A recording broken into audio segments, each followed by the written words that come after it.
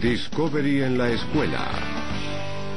En este episodio de Discovery en la escuela viajaremos desde el bosque tropical hasta el laboratorio en busca de las formas de vida más simples de la Tierra y encontraremos gente dedicada a los virus.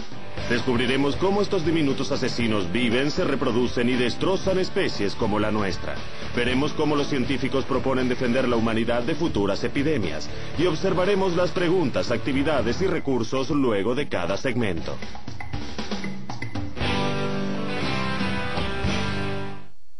A continuación, preguntas de estudio y discusión para todos sobre los virus, primera parte. ¿Cómo se reproducen? ¿Cómo contribuyó la Primera Guerra Mundial a la pandemia de influenza de 1918? Compara e identifica las diferencias en los trabajos de Edward Jenner y de Jonas Salk. ¿Cómo puede el éxito de estos virólogos convertirse en un ejemplo para los científicos modernos que investigan nuevas amenazas? Discovery en la escuela presenta ahora Todo sobre los virus, primera parte. Discovery en la escuela.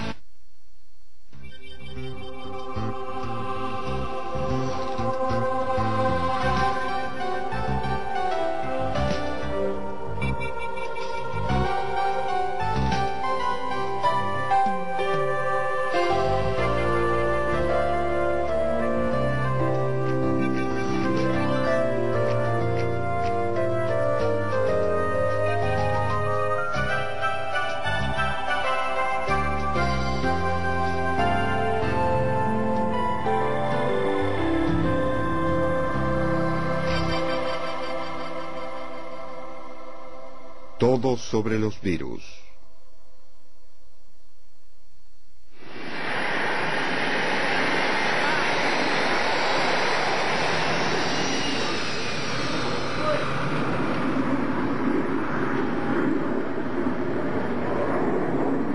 Estos médicos del ejército se están preparando, no para una guerra, sino para el estallido de un virus. Una batalla donde un apretón de manos puede ser más letal que una bala. Apártense. Donde los adversarios se cuentan por millones. Donde nada es constante, pero el cuerpo está en juego. Los virus están en el margen de la vida. No podemos olerlos, probarlos, ni verlos, pero ellos están allí. Los asesinos más pequeños. En el aire, en el agua, en cada ser vivo del planeta. Son las formas de vida más diminutas y simples de la Tierra, aunque saben cómo entrar a nuestros cuerpos, secuestrar nuestras células, engañar a nuestras defensas. Los virus son antiguos. Algunos creen que más antiguos que otras formas de vida. Y son pacientes. Sin una célula viva para invadir, esperan en una forma cristalina en algún lugar entre la vida y la muerte. Algunos pueden esperar siglos. Su única meta es reproducirse. Los virus son todo voluntad. Cuando los virus están en el medio ambiente, son básicamente fragmentos de información genética envueltos en un código de proteínas u otra protección, vulnerables a todos los elementos en general, y a la espera del próximo ser vivo en el que puedan crecer para extenderse, infectarlo y propagarse. Es una forma de vida que no puede subsistir. No tiene la maquinaria para vivir. Solo puede hacerlo invadiendo y utilizando otra célula para cumplir su propósito. Y cuando utiliza células humanas, somos derrotados. Las enfermedades provocadas por los virus son una fuerza tan poderosa en la historia de la humanidad como la guerra y los desastres naturales. En el siglo XV los italianos la llamaron influenza porque creían que era provocada por la influencia de estrellas y planetas. La viruela apareció por primera vez en la literatura china hace 3000 años. Ha sido extinguida. Hay 7 clases diferentes de herpes. Una es la varicela. Lo más probable es que tengas herpes ahora. Al kuru se lo encuentra solo en tribus caníbales de Nueva Guinea. Se transmite al comer cerebro humano. Puedes sentir que tus resfríos son iguales, pero no es así. Hay cientos de clases de virus de resfríos. En tu vida quizás contraigas al menos 50. Y la lista continúa. Tan común como un resfrío, tan mortal como el SIDA. Los virus son el origen de muchas desgracias. Hay virus que se contagian en la oficina y otros que los niños traen al hogar desde la escuela, que causan enfermedades menores. No diagnosticamos virus específicamente. Entonces, a menudo, los pasamos por alto y no les prestamos la atención que deberíamos. Siempre ha sido difícil identificar un virus. Los más poderosos microscopios solo pueden aumentar objetos hasta 2000 veces su tamaño. Revelan un mundo acuoso de bacterias y criaturas unicelulares, alimentándose, moviéndose, multiplicándose. Lo que no podían ver era el fantasma que destruía células con una magnífica eficiencia.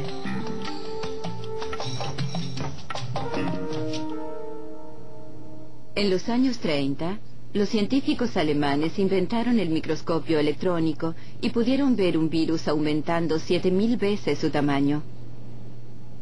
En lugar de fuertes olas de luz, utilizaron diminutos electrones. Una mirada a través del microscopio electrónico cambió instantáneamente la definición de la gente de los límites de la vida. Descubrieron organismos tan pequeños, millones y millones podían caber en un píxel de nuestra pantalla de televisión. Examinados por electrones, los virus fueron descubiertos para hacer esferas y agujas y formas geométricas. Parecían demasiado simétricos para estar vivos.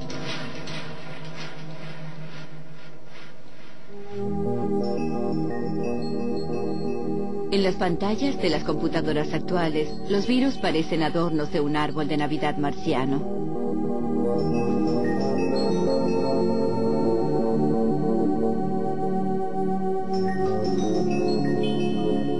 Este es el virus del SIDA. Su núcleo contiene la información genética que necesita para duplicarse.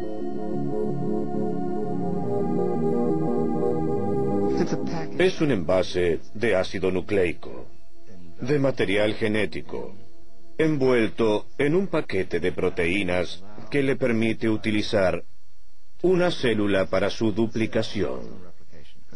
Porque no puede funcionar independientemente, no puede multiplicarse independientemente. Los genes están protegidos por una cubierta delgada. La cubierta está sellada con moléculas que le permiten entrar en una célula y continuar su trabajo adentro. Hay ciertos mecanismos receptores que vienen juntos, se unen. No atacan, se unen.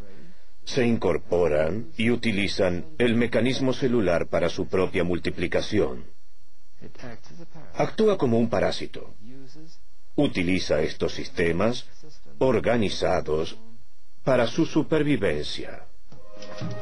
La célula blanco no tiene que ser humana, ni siquiera animal. El virus del tulipán ha sido usado desde el siglo XVI para provocar la variación del color en tulipanes decorativos. Nada es demasiado pequeño para un virus. Entonces los naturalistas observan una pulga. Tiene pulgas más pequeñas que las en su víctima, y estas tienen pulgas más pequeñas que las muerden, y así hasta el infinito. Sí, hasta los gérmenes pueden contraer gérmenes. Un ejemplo, el bacteriófago T4, un virus que ataca a las bacterias. Se deposita, se acopla y empuja su ADN a través de la membrana celular. Una vez adentro, el ADN viral asalta a la célula y la fuerza a producir más virus. En minutos, la célula hinchada explota, liberando cientos de nuevos virus para infectar a otras células.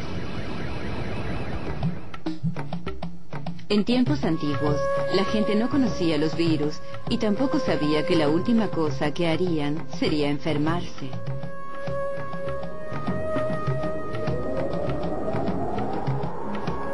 ¿De dónde venían las enfermedades? ¿Era la ira de los dioses? ¿Profecías? ¿Hechicería? La gran peste roja que asoló durante las guerras del Peloponeso en el siglo V a.C. Puede haber sido tifus o fiebre escarlata o sarampión. La viruela fue el flagelo de la Edad Media. Mató a cientos y dejó numerosos sobrevivientes desfigurados.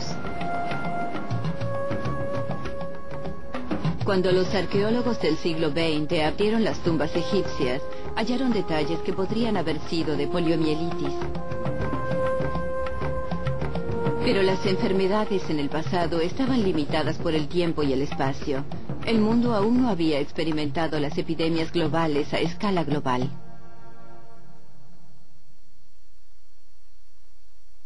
Pandemia. Uno de los peores desastres naturales de la historia fue causado por un virus. La pandemia de influenza de 1918 golpeó a todas las ciudades de los Estados Unidos, derribando a la gente donde estuviera parada.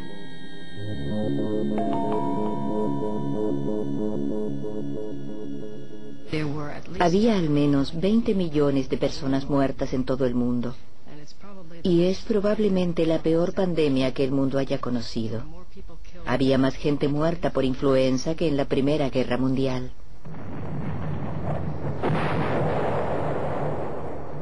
La guerra era el problema. Si no hubiera habido guerra, la cepa de ese año hubiera permanecido aislada.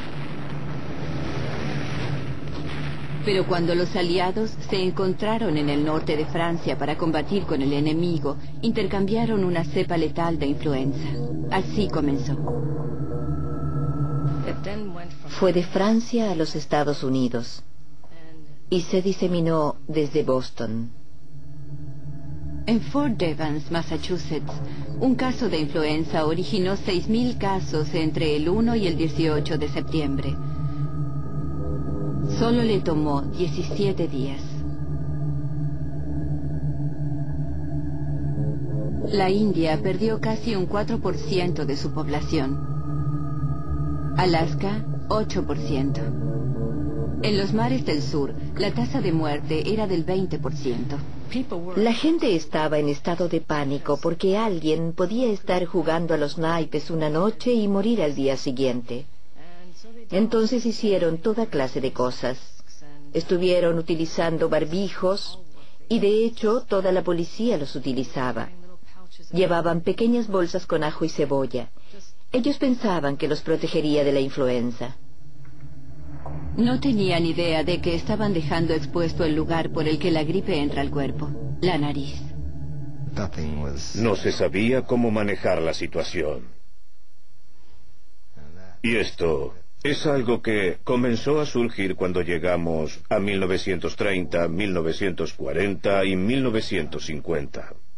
En aquel momento había suficiente conocimiento y experiencia y el desarrollo de las técnicas que hicieron posible el avance. Nunca antes en la historia los médicos pudieron hacer tanto para preservar nuestra salud como en la actualidad. Y en casi todas las áreas médicas, el desfile de avances que beneficiarán a millones solo ha comenzado. Las vacunas se convirtieron en el sueño de los científicos. Prometieron librar al mundo de la enfermedad viral. Curiosamente, la palabra vacuna proviene de una enfermedad bovina llamada vaccinia. En el siglo XVIII, la belleza de las ordeñadoras era un lugar común. Eran las únicas a las que la viruela no había afectado. Un médico rural inglés llamado Edward Jenner observó que un sorprendente número de ordeñadoras había contraído una enfermedad benigna semejante al sarampión, conocida como vaccinia. Jenner extrajo el virus de ampollas e infectó a un niño, su hijo. Luego inoculó al muchacho con el virus vivo de la viruela. Era riesgoso, pero funcionó. La inyección inicial de vaccinia le provocó una dolencia benigna, pero su cuerpo desarrolló una inmunidad para ambas enfermedades. A través de los años hemos evolucionado en nuestros mecanismos de defensa. Sabemos que este es el sistema inmunológico, que es un sistema muy complejo que contiene diferentes clases de células y funciones, cuyo propósito principal es reconocer el cuerpo extraño e intentar eliminarlo. El sistema inmunológico tiene 3 funciones principales que se llevan a cabo en nuestro cuerpo en este momento. Los anticuerpos son proteínas que se unen a la superficie de un virus, debilitándolo hasta la muerte. Las células blancas del cuerpo se mueven para destruir las células infectadas por el virus. Una vez que has sido infectado por un virus, la memoria de las células lo reconoce inmediatamente si entra al cuerpo nuevamente. Por eso las vacunas son tan efectivas. El cuerpo recuerda la apariencia del virus falso, por eso puede protegerse cuando aparece el virus real. Una de las formas más comunes de hacer una vacuna es hacerla crecer en un anfitrión artificial.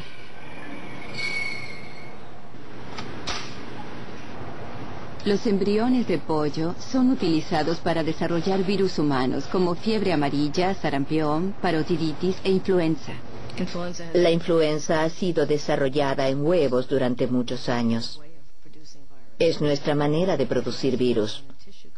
También pueden desarrollarse en tejidos de cultivo, crecen muy bien. Pero no podemos producir suficiente tejido para hacer las grandes dosis requeridas para uso industrial. Todos los años, el virus de la gripe se inyecta en huevos. Después de varias transferencias de huevo a huevo, el virus se habrá adaptado mejor a crecer en células de pollo que en células humanas. Cuando se inyecta en un humano, es como el enemigo que causa la inmunidad, pero no es lo suficientemente fuerte para provocar una enfermedad.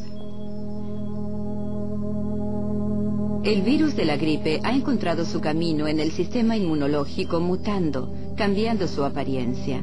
A veces solo cambia ligeramente. Otros años, el cambio es radical y no tenemos defensas. Algunas veces puedes conseguir una inmunidad parcial que te dará algo de protección, pero tenemos lo que llamamos una transmutación. Es usual que tengamos epidemias importantes. Luego, el sistema inmunológico no reconoce la gripe porque no es similar a los virus que haya visto antes. ¿Cuánto puede cambiar un virus? Depende de cómo está hecho. Si tiene material genético en el ADN familiar doble hélice, entonces se mantiene bastante estable de generación en generación.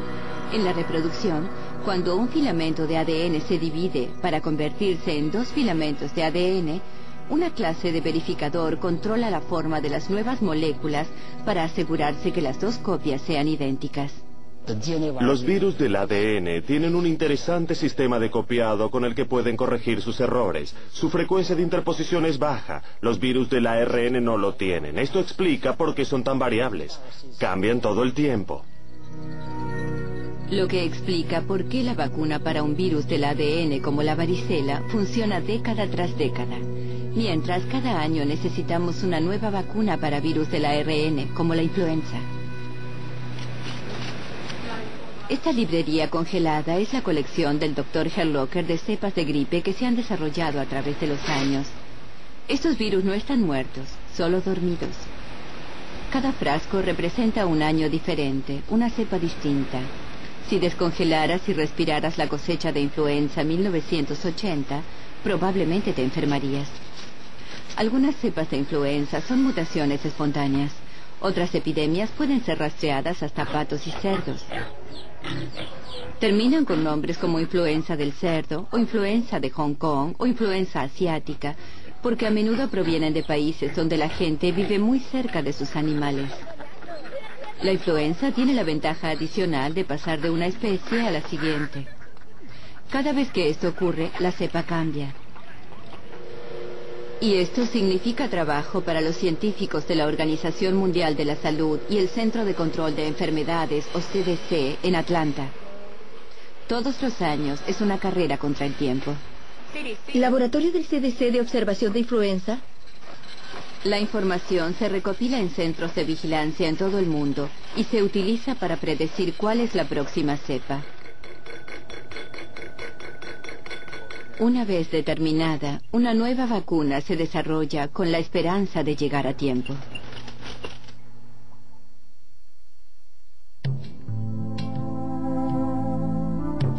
El pánico de la poliomielitis. Es difícil imaginar un mundo sin vacunas para enfermedades como la influenza, viruela o polio.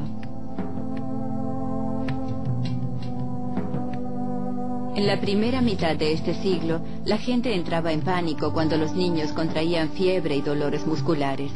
Podía no hacer nada. Podía terminar con los niños pasando sus días en un cilindro presurizado, al cual todos llamaban el pulmón de acero.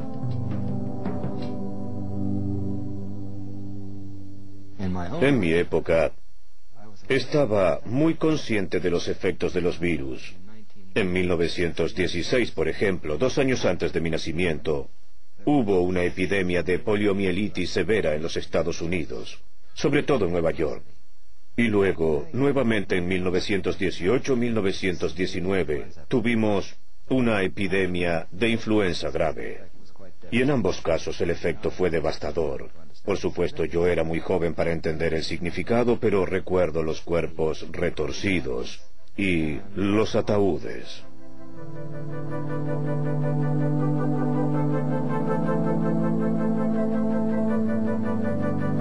Nadie sabía por qué la poliomielitis causaba parálisis o muerte, mucho menos que se transmitía por la comida contaminada, agua o por la saliva. Las medicinas caseras y medidas preventivas nacieron de la desesperación. Cuando la poliomielitis atacó a F.D. Roosevelt después de nadar en un lago congelado, la gente especuló que el agua fría podía ser la causa.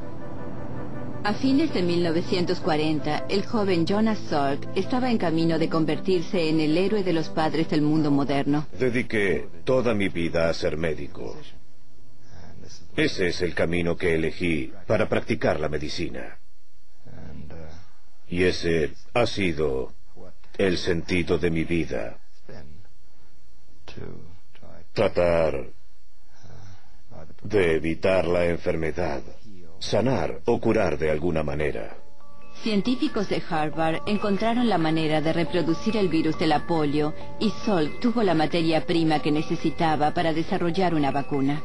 Mi hipótesis era que se podía lograr la inmunización contra una enfermedad viral sin experimentar infección. Hasta entonces se creía que uno tenía que experimentar la infección como en el caso de la viruela, la rabia y gran cantidad de virus. En este laboratorio de la Universidad de Pittsburgh, Salk destruyó el virus de la polio con formaldehído para evitar que causara la enfermedad. En 1955, luego de probarlo en él, comenzó a inocular niños. El virus muerto alertaba a sus sistemas inmunológicos sin enfermarlos. Fue una de las mayores noticias en la historia de la medicina. En los Estados Unidos, 2 generaciones crecieron sin conocer la angustia de la enfermedad. Son gajes del oficio, como suele decirse. Y fue apreciado, especialmente por sus padres, para quienes el miedo había desaparecido.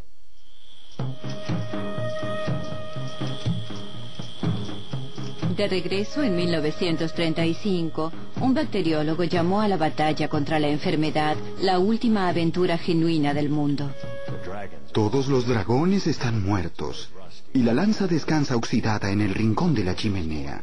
La única propuesta deportiva que permanece es la guerra contra estas feroces criaturas que están al acecho en los rincones oscuros y merodean entre los cuerpos de ratas, que vuelan y reptan con los insectos y acechan nuestra comida y bebida y hasta en nuestro amor.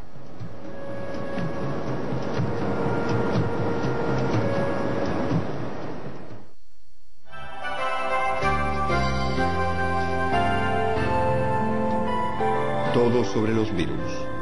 Fin de la primera parte. A continuación, las respuestas a las preguntas de Todo sobre los virus, primera parte. Los virus no pueden reproducirse, entonces insertan su información genética en otras células que se reproducen por ellos. Durante la Primera Guerra Mundial, gente de varios países hizo contacto cercano. Esto permitió que una cepa de influenza se diseminara alrededor del mundo en una tasa sin precedentes. Realiza esta actividad en tu clase. Dibuja e identifica un diagrama de una célula animal y un virus. Luego haz una lista de todas las semejanzas y diferencias entre ambas. ¿Por qué se considera que el virus existe entre la vida y la muerte? Para aprender más, Discovery en la Escuela te sugiere visitar la siguiente dirección en Internet. Pídele a tu bibliotecario que te ayude a explorar los diferentes recursos que tu biblioteca tiene para ofrecerte.